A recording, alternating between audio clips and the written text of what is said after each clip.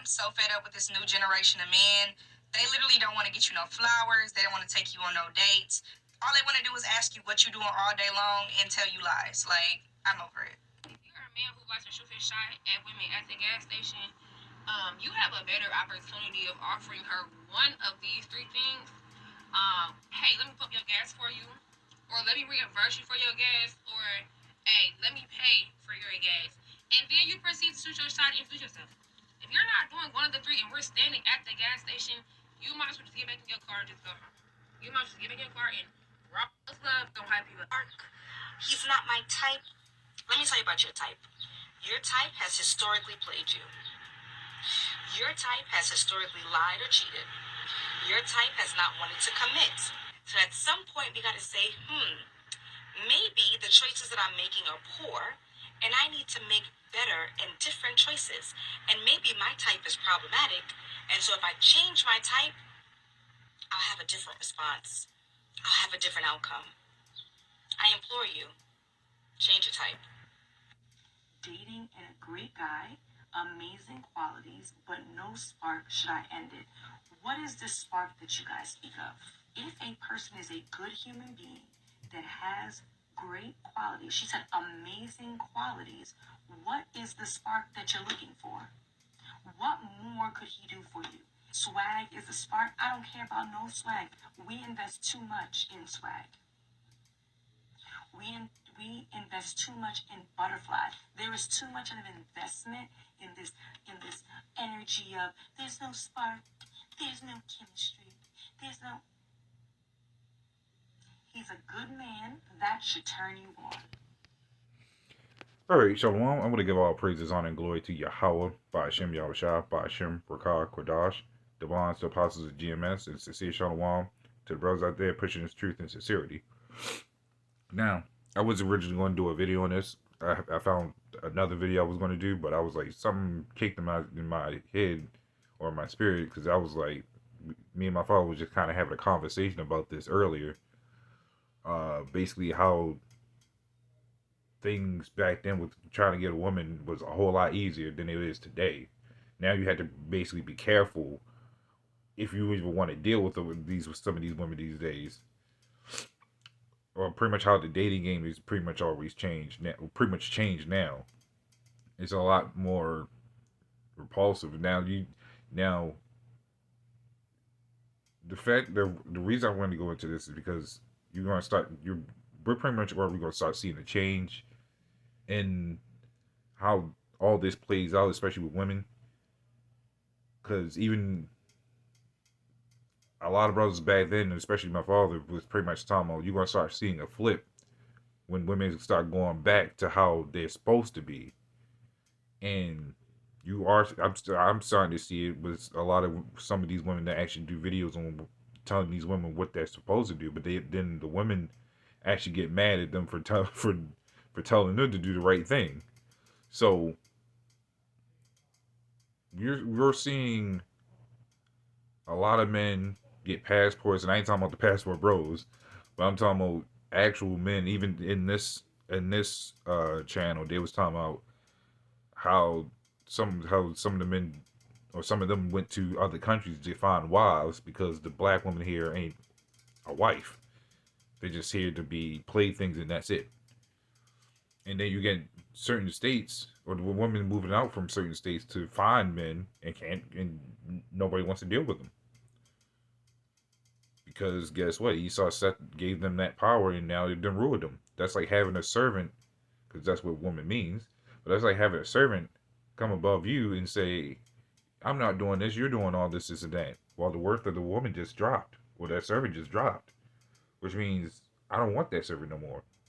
Or that butler, that he ain't doing what he's supposed to do. So I'm gonna find someone else. Someone that can actually get the job done. That's where even in this society, Esau even tries to get a lot of Issachar, because we ain't doing a lot of the work. So the value of these women, or of our people, pretty much dropped drastically. So enough with the rambling. I'm gonna get to the point. This definition of standard, because this is the main thing women talk about, standard values. Basically, I know the word basically goes into banner, as I think it says it in one of these. Yep, right here. A conspicuous object such as a banner formerly carried at the top of the pole, used to mark a rallying point, especially in battle, or to serve as an emblem. Right. In war, we used to carry banners to symbolize our worth and what we're going to do, what we about, and all sorts of stuff. The difference between us and women is when they do it, it ain't the banner that men are looking for. So the banner of the woman in today's society is trying to be like a man, and it's just not worth it. You see it. You hear how in this video, the woman is just talking about what we have to do. But what are these women doing besides trying to scare us away? And they'll try to say we're intimidated, when in reality it's just annoying. We don't want to. No man wants to be with another man. That that's just idiocy. At least no real man wants to deal with that. So let's keep going down.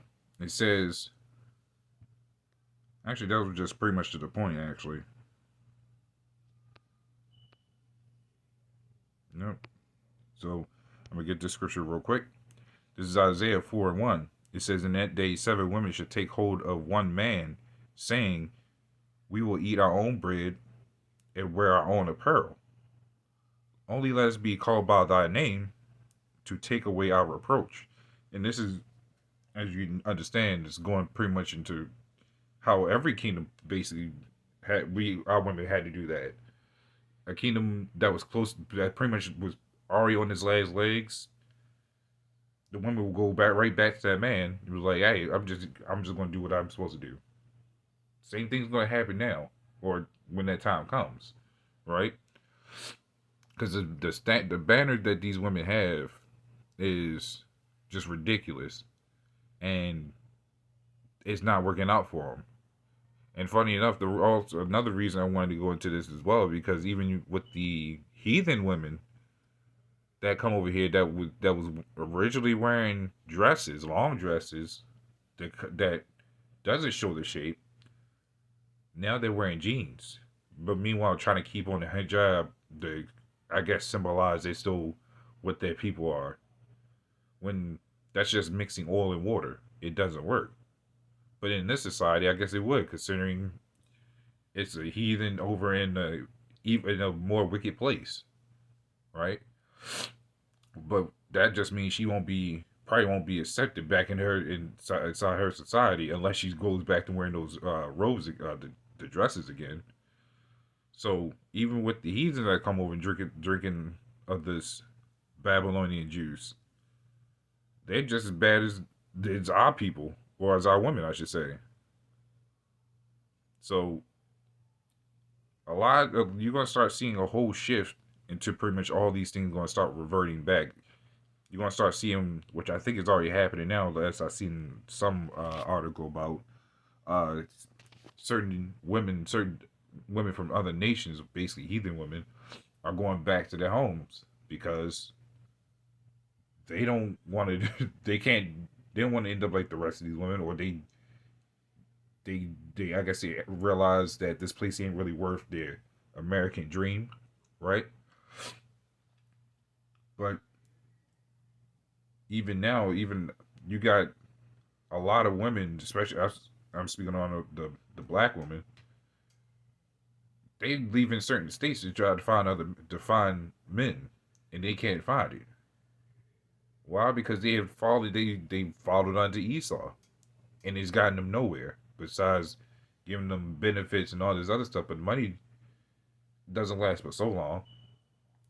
They by the time they hit their 40s, they're no good, but they try to settle down. Who's going to settle down with them? Especially if they got so many kids, right? So, sorry, give me a second. There we go. So back to the part where it says take away our reproach.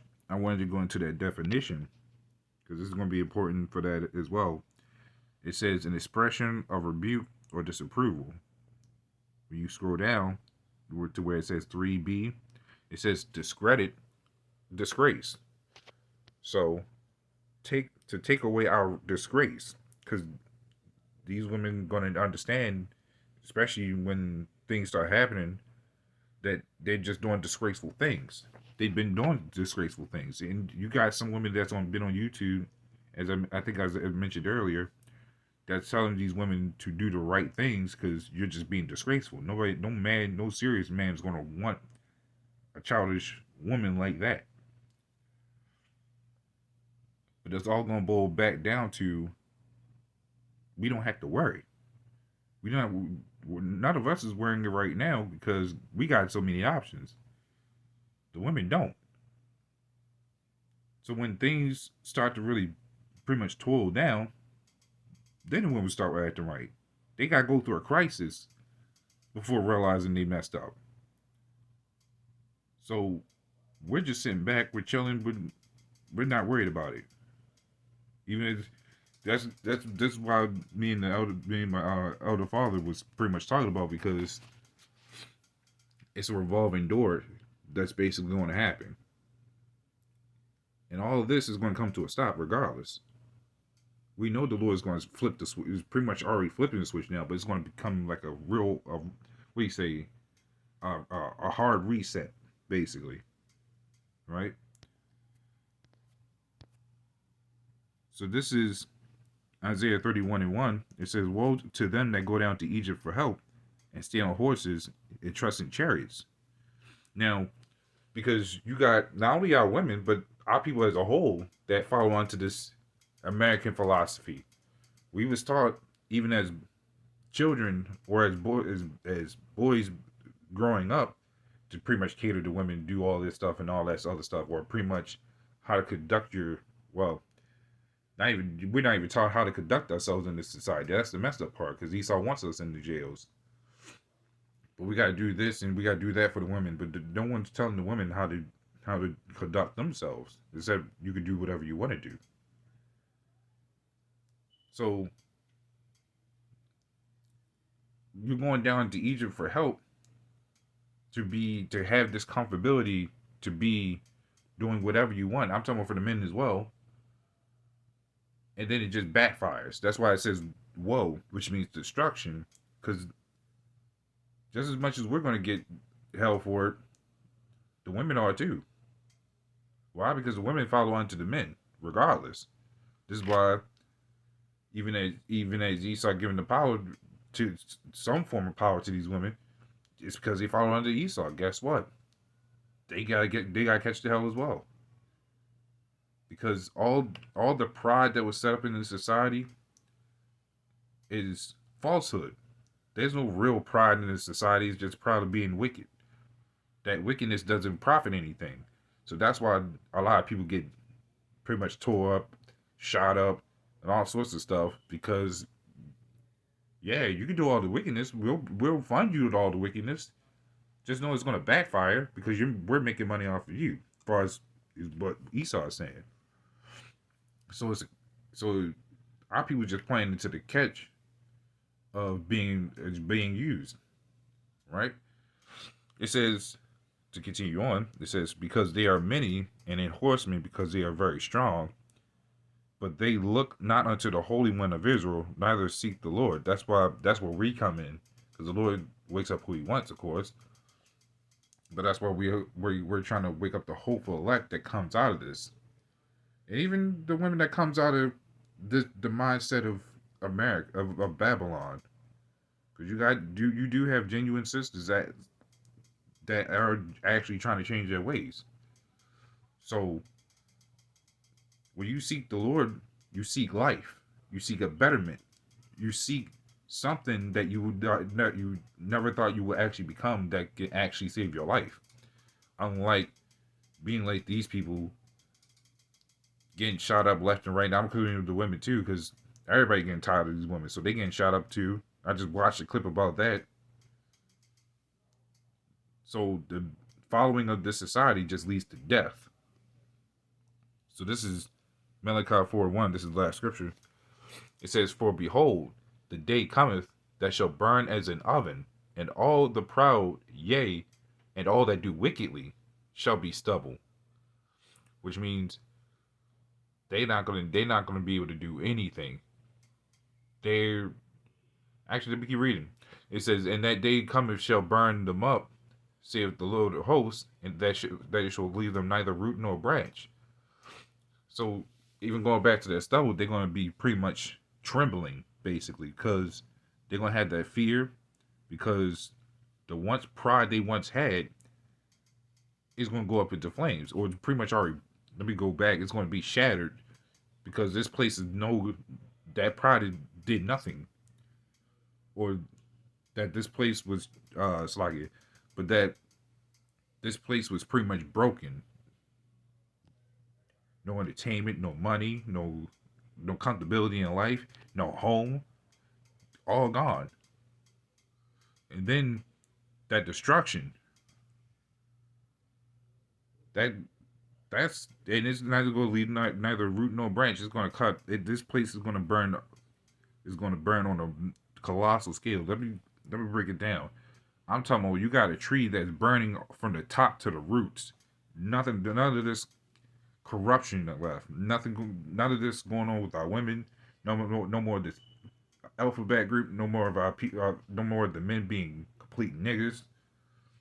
And the kingdom will gonna be set right. And that's the main important and beautiful thing about it. That's what I mean by it's gonna reset the clock. Of course, when this place, crumbles, yeah, it's gonna reset the clock. But that real reset is gonna be phenomenal when we back into the kingdom of heaven. So, a little one, this is a little edifying. Just want to, throw my few cents in there. But with that, shalom.